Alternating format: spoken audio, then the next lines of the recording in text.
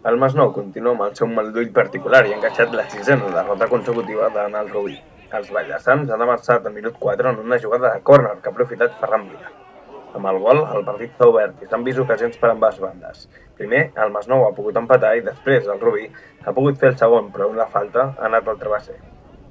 Abans d'arribar al descans, però, Jonathan Collado ha fet el segon pels rubirencs.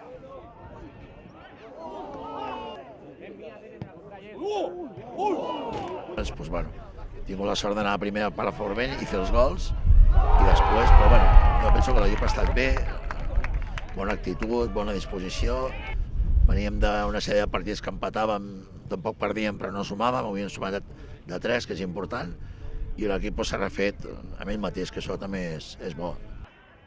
A la represa, el Masnou ha tingut un munt d'ocasions per retallar diferències o fins i tot empatar, però no hi ha hagut manera que la pilota entrés. Al final del partit, l'entrenador local Miguel López s'ha mostrat molt crític amb el seu equip.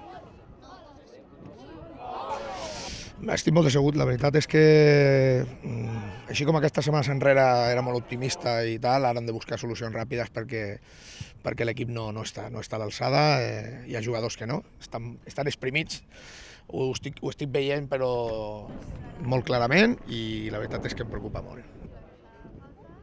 El Rubí continua tercer a 4 punts d'Escó i Poble i 3 per sobre de l'Europa.